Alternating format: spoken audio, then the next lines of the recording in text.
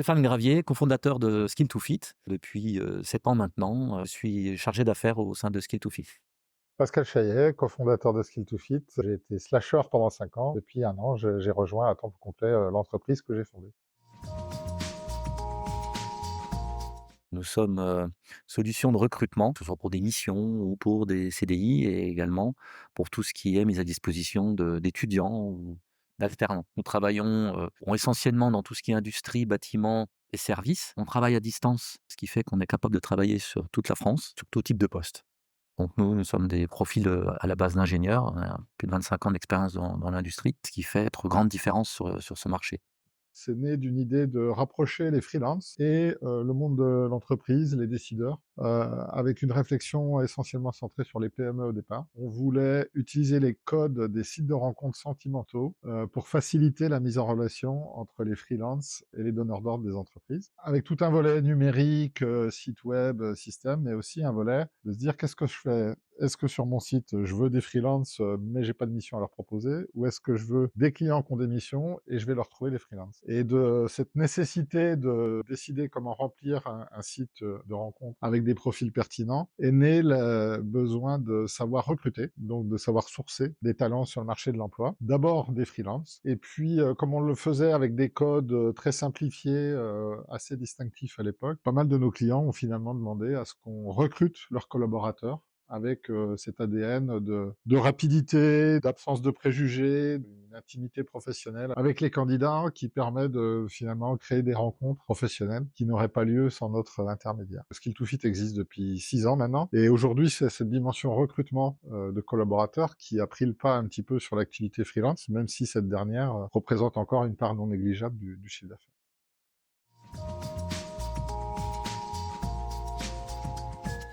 Totalement. On était d'ailleurs fortement anti-test de personnalité quand on a commencé. Pas de manière dogmatique, mais on a toujours trouvé que c'était injuste que seul le candidat soit examiné dans le test de personnalité. Ça donne des candidats avec un test qui sont relativement hors sol. On peut lire à la fois dans chaque profil les atouts pour un poste et les désavantages. C'est finalement vraiment qu'un morceau de l'équation. Et nous, en tant que site de rencontre, notre compétence et notre credo, c'est le matching avec nos expériences et notre culture managériale développée dans l'industrie. Mais finalement, la rencontre avec Trimoji, c'était vraiment de se dire, eh ben là, enfin, une solution où les deux côtés de l'équation s'examinent dans la même plateforme et où vraiment on est dans le matching. Donc on a senti qu'avec Trimoji, on allait pouvoir outiller finalement enfin notre appétence et notre compétence de matching, qui jusque-là était plutôt intuitive et basée sur du feeling, on va dire, et un petit peu de culture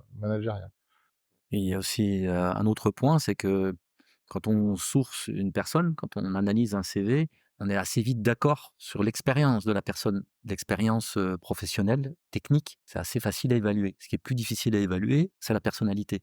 Donc après, quand on n'a pas d'outils, c'est un petit peu notre analyse, notre perception est celle du client. Et si on n'est pas d'accord, on n'a rien qui nous dit ben, c'est un tel ou un tel qui a raison. Le fait d'avoir un outil qui soit bien posé fait que bah, ça rassure tout le monde. Ça nous rassure par rapport à notre ressenti, ça rassure le client par rapport à son ressenti, et ce qui fait que, eh bien, il y a beaucoup de recrutements qui bloquent justement parce qu'on se dit: «OK, il a toutes les compétences pour tenir le poste, mais j'ai peur que, d'un point de vue soft skill, on ne soit pas en phase avec ce qu'on recherche». Et là, bah, c'est quelque part, ça met un peu tout le monde d'accord, et surtout quand on arrive aussi à faire les tests au sein de l'entreprise, comme le disait Pascal, c'est facile d'avoir le résultat d'une analyse et puis de se dire que ça correspond relativement bien avec la personne avec laquelle on a l'habitude de travailler tous les jours. Ce qui fait que, bah, quand on arrive à valider ça, eh bien, quand on vient avec on va dire un document en lien avec un candidat, ben, on peut plus facilement faire confiance à l'outil que, quand on n'en a pas.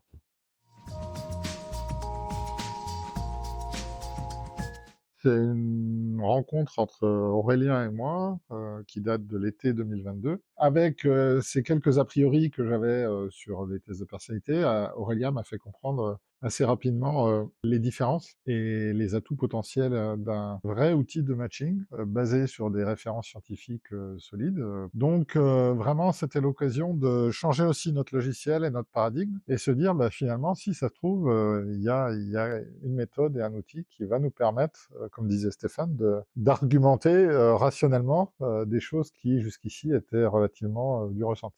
Quand il m'en a parlé, on n'était pas pour. Aujourd'hui, le monde du recrutement a changé. Il est fondamentalement différent. Et nous, on est plutôt assez catégorique là-dessus, c'est qu'aujourd'hui, ça a changé tellement vite. La crise sanitaire du Covid a bouleversé les choses. Il a rien créé. Il a juste accéléré des choses qu'on avait vu venir depuis très longtemps. Et l'entreprise n'a pas eu le temps de réagir à ça. Ça veut dire quoi? Ça veut dire qu'avant, c'était l'entreprise qui recrutait, c'était le candidat qui devait se vendre. Aujourd'hui, c'est juste l'inverse. C'est le candidat qui recrute et c'est l'entreprise qui doit se vendre. Et elle ne sait pas le faire, mais surtout, elle ne veut pas le faire parce qu'elle a des dizaines et des dizaines d'années de poids où le candidat vient, si c'est pas lui, c'est un autre, on nous l'apporte, on a un qui sort, un qui rentre. Et aujourd'hui, c'est très compliqué. Et ce qui fait que aujourd'hui, ce que disent les candidats, ça a un impact parce que c'est eux qui choisissent où ils vont aller. Et les candidats en ont marre de faire des dossiers dans tous les sens parce que quand il y a un recrutement, bah, je m'inscris sur un site, après je m'inscris sur un autre, j'ai un test à faire et puis j'en ai un autre à faire. Et les candidats qui disent, moi, ça m'intéresse pas. Et les candidats disent, bah, on apprécie que ce soit light chez vous, c'est-à-dire qu'il n'y a pas de dossier à remplir, il n'y avait pas de test de personnalité, il n'y avait pas ce genre de choses. Et ce qui fait que nous, on était un peu réfractaires à se dire: «On va pas alourdir la chose parce que, bah, ça va faire fuir les candidats». Pascal, quand il m'a parlé pour la première fois du test, je me suis dit au fond de moi-même: «Ouais, bon, à voir». Mais par contre, il était un bon ambassadeur, ce qui m'a bien expliqué, ce qu'il en ressortait et comme il l'a dit, ce qui m'a vraiment beaucoup plu aussi, c'est de se dire: «Ah bah, enfin un test où on ne considère pas juste le candidat». C'est vrai que nous, quand on parle au candidat: «Vous allez faire un test», ce qu'il faut savoir, c'est que le chef d'entreprise et l'équipe a fait le test aussi et qu'on va être capable de voir quel niveau de compatibilité vous allez avoir entre vous, ben, je dirais c'est rassurant parce qu'ils voient qu'on s'intéresse à la qualité de vie au travail. Ça, bah, ça permet justement d'anticiper sur une future éventuelle qualité de vie qu'on pourrait avoir par rapport à un relationnel qui peut être compliqué ou pas. C'est effectivement le fait de faire en sorte que ce test soit partagé qui fait que moi aujourd'hui j'ai adhéré.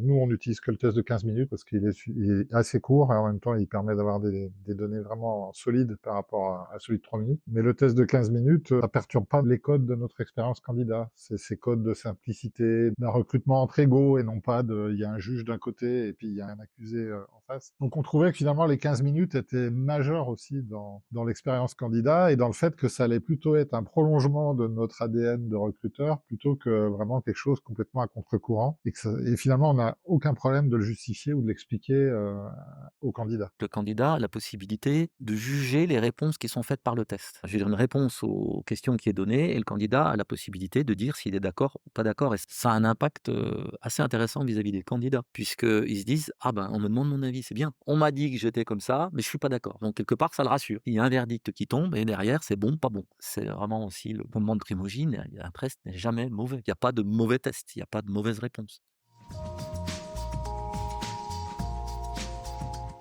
On a en fait, tout simplement, fait un capilote. Donc c'est Stéphane qui a fait un capilote avec la facilitation de l'équipe Trimoji. Lorsqu'on a, pris connaissance de Trimoji, la difficulté, c'est nous, on est convaincus, mais il faut arriver à convaincre l'entreprise que c'est un outil qui est intéressant. C'est comme tout, hein, on lui rend des données et puis il va donner un résultat. Mais est-ce que ce résultat est conforme avec la réalité? Et puis après derrière, vous avez les candidats qu'il va falloir aussi convaincre. Il faut savoir, aussi à quoi va nous servir ce test. Et donc, l'idée qu'on a eue, c'est qu'on travaille pour une entreprise depuis déjà plusieurs années, qui est dans le domaine industriel et qui a de plus en plus de mal de recruter des régleurs très techniques. Autant dire que dans leur domaine d'activité, on ne trouve plus des régleurs qui savent régler leurs machines. Par contre, il faut être capable de trouver des gens qui ont des appétences techniques, donc en mécanique, pour pouvoir être formés rapidement sur des machines. On arrive à trouver ce genre de profil, mais on va plus miser après sur une capacité d'une personne à pouvoir s'intégrer au sein d'une équipe de régleurs qui vont les former. La première application que nous avons eue avec Trimoji, c'est qu'on a fait une analyse d'une équipe existante au sein de cette entreprise de 8 régleurs. Et on leur a fait faire à tous le test Trimoji et on a pu être capable de gérer, enfin, d'analyser les différentes relations qu'il y avait entre ces régleurs. Et on y est allé en ne connaissant pas les gens,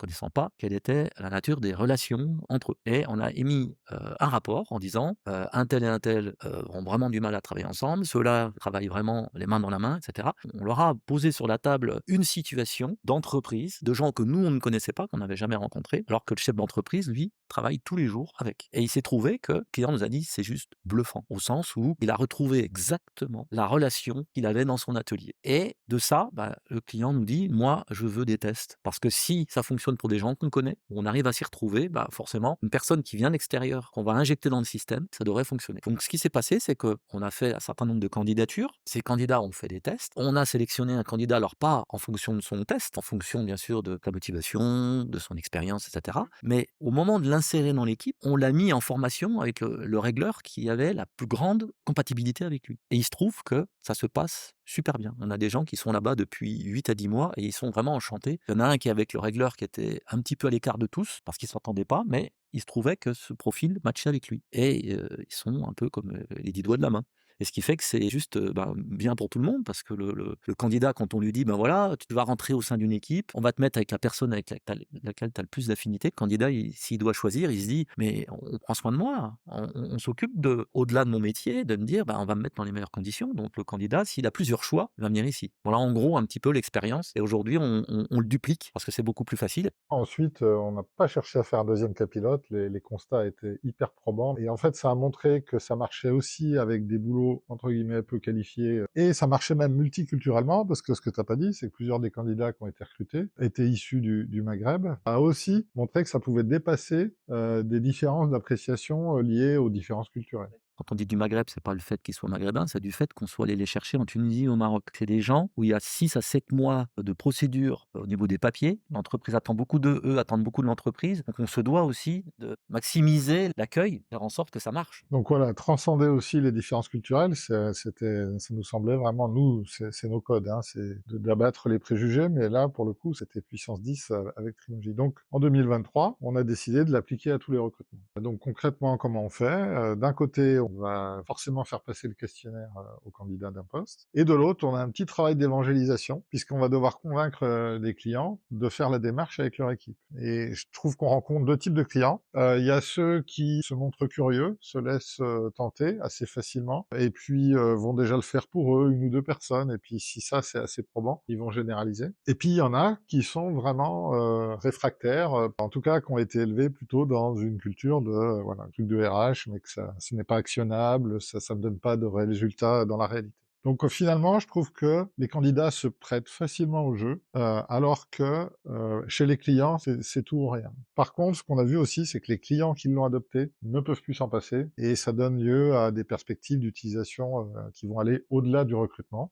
C'est quelque chose sur laquelle on a travaillé avec Stéphane en cette fin 2023. Donc c'est de se dire, Primoji va nous permettre aussi de dépasser la simple prestation de recrutement et d'aller vers du diagnostic d'équipe, du bilan individuel, des choses que les candidats sont intéressés ou les managers. Finalement, le cas pilote de Stéphane chez cet industriel, c'était ni plus ni moins qu'un diagnostic d'équipe. Et donc, en 2023, à travers l'utilisation dans les recrutements, on a essayé aussi de s'affûter sur le diagnostic d'équipe, la capacité à analyser des situations avec des personnes existantes et hors contexte de recrutement.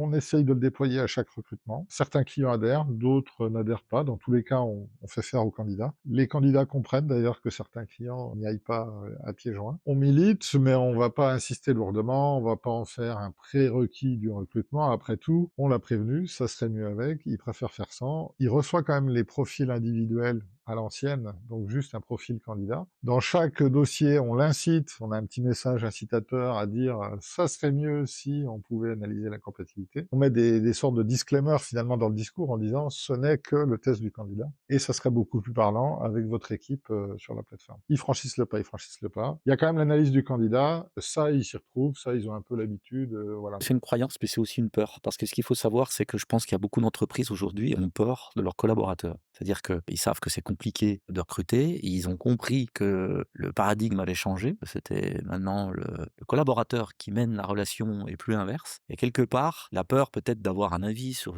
les gens dans leur entreprise, c'est-à-dire que les entreprises ont souvent peur de leurs clients, ont également peur de leurs collaborateurs. Ils se disent: «Non, non, on va pas toucher à ça parce que c'est fragile». Alors que c'est tout l'inverse qu'il faudrait faire. C'est-à-dire que parce que ce qu'on dit toujours, c'est que la peur, ça fait capoter les choses, hein. Quand on est sportif, si on fait un sport extrême, si on a peur, on se blesse ou on se tue. Le trac, c'est important, hein, parce qu'on doit tout maîtriser. Et là, c'est pareil dans le recrutement. C'est-à-dire que quand j'ai peur de recruter, bah, je suis sûr que je vais me planter. On l'a vu régulièrement. Avoir peur d'aller dire, bah tiens, on va demander l'avis aux collaborateurs, on a peur qu'il y a des choses qui émergent. Donc nous, notre rôle, on en parle. On essaie après de l'amener un petit peu dans le flux, on explique.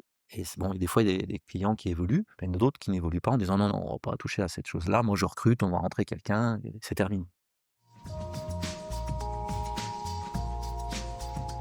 J'ai un de mes clients donc qui lui a manifesté de la curiosité. Il emploie sa femme, épouse d'ailleurs bien avant d'être collègue chez lui. Et finalement, on est tombé sur un modèle de relation à travers le trimoji de son épouse et le sien, qui s'appelle activation. Je crois que c'est la seule relation du modèle qui dit que les partenaires ressentent une attirance physique l'un pour l'autre. Et alors lui, le fait que, en ne faisant que faire le questionnaire à son épouse, on tombe sur cette relation-là avec l'attirance physique, plus les autres attributs de la relation qui collaient plutôt très bien à leur manière de vivre ensemble. Celle-là, il a complètement pivoté, il n'y avait plus de questions, ça devenait une évidence. Et donc, c'est un client pour lequel tous les recrutements sont faits avec Trimoji. Dernièrement, il m'a demandé de venir à un entretien, alors qu'on le fait jamais. On laisse toujours le candidat en autonomie avec nos clients. Mais là, il m'a demandé de venir parce qu'il y avait effectivement une redondation potentiellement avec certains effets délétères. Et il voulait que j'explique un petit peu les leviers d'adaptation que l'un et l'autre pourraient avoir à mettre en œuvre. Et il préférait que j'explique aux deux en même temps, finalement. Et donc,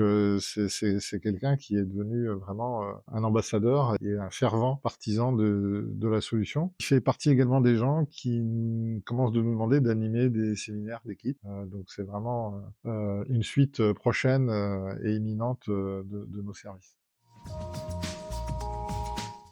Alors le premier, je dirais surprenant. Deuxième, je dirais fidèle, d'éditer en lien avec les résultats. Je dirais ludique et je dirais professionnel. Je dirais efficace, pertinent, riche de beaucoup d'affirmations. Ça laisse une forte place au conseil. Ça nous intéresse aussi puisque ça devient une partie intégrante de notre métier. Trimoji nécessite d'être commenté, mis en contexte, mis en perspective avec des exemples concrets. Et c'est ce qu'on adore faire à partir de Trimoji. J'ai fait des MBTI à titre personnel dans mon ancienne carrière. Et je trouve que de ce que je me rappelle, le MBTI, c'était 1 heure à 1 heure et demie de réponse à questionnaire. Donc clairement, par rapport à cette expérience, moi je dis efficace. Le fait que le questionnaire s'adapte un petit peu aussi aux réponses, accélère sur certains sujets, ralentit sur d'autres, c'est assez bluffant. Pour moi, c'est hyper distinctif. La mise en œuvre vis-à-vis d'un candidat est hyper facile. C'est-à-dire que nous, on passe souvent des entretiens au fil de l'eau. C'est-à-dire j'appelle quelqu'un, je fais l'entretien direct. Il n'y a pas besoin de prendre rendez-vous. Donc on est vraiment dans le lâcher-prise total entre le candidat et nous. Et dans la foulée, il fait le test. 15 minutes, on fait ça sur son smartphone. C'est des questions, on dit on est d'accord, on n'est pas d'accord. Il n'y a pas à réfléchir. Ça peut se faire sans se dire: «Bon, il faut que je me pose, il faut que je réfléchisse» et cetera. On est vraiment dans quelque chose de très fluide et ça, je trouve que c'est un vrai plus et le vrai autre plus de Trimoji, c'est que Trimoji, l'entreprise, est une entreprise qui ressemble à l'ADN de Skill to Fit et on a accroché, très vite avec, Aurélien. Notre histoire d'entreprise est un peu similaire et puis on est aussi là pour casser les codes de ce qui existe, que ce soit nous dans le recrutement ou dans l'analyse de personnalité et ce qui fait qu'on a aussi, des bonnes synergies où on a pu aussi apporter, des remarques, des choses qui ont très vite été prises en compte par Trimoji pour faire évoluer l'outil en fonction de l'utilisateur. Parce que ce qui compte, c'est l'utilisateur, que ce soit celui qui fait le test ou l'entreprise qui l'utilise, que ce soit cohérent et en phase avec, la manière de travailler.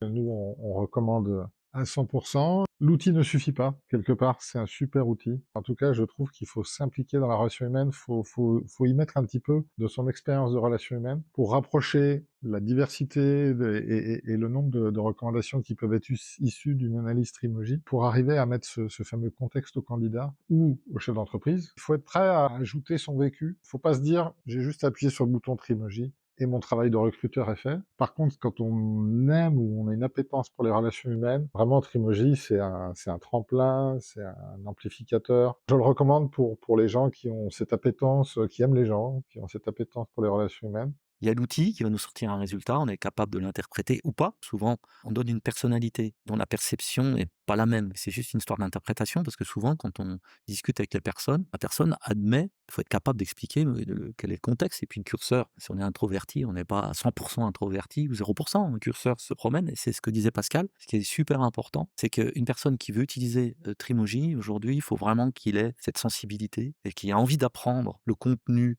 de ce que c'est qu'une personnalité. Parce que sinon, il n'y a pas grand intérêt à utiliser, à apporter une valeur ajoutée là-dessus. Donc, il faut que les gens qui l'utilisent aient cette capacité à s'investir dans le contexte global, pouvoir analyser, comprendre des liens, un critère et un autre qui évolue, ben, va faire en sorte que la personnalité va également évoluer. C'est quand même relativement complexe. Pas compliqué, mais il faut juste avoir envie.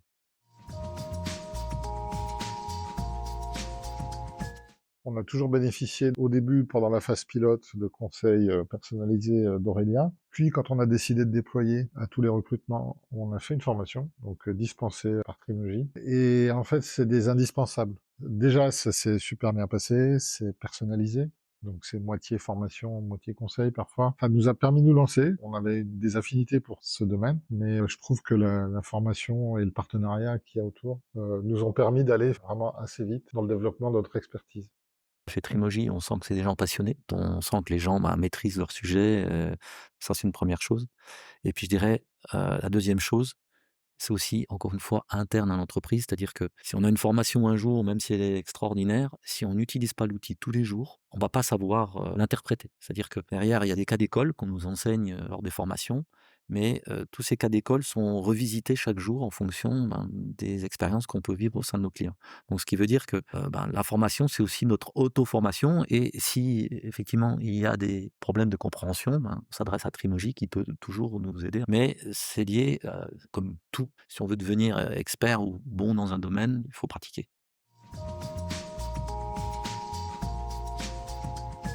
Je suis capitaine énergique. Je suis quelqu'un qui aime les choses structurées et hiérarchisées. Je m'adapte. J'aime autant le challenge que l'entraide et je suis capable de travailler dans la rapidité, dans la réactivité, mais également sur un temps long. Celui dont je me rappelle le plus, c'est que j'étais polyvalent en termes de liberté ou hiérarchisation, polyvalent en termes d'esprit d'équipe ou de challenge individuel, et plutôt pompier, donc plutôt dans la flexibilité à l'époque.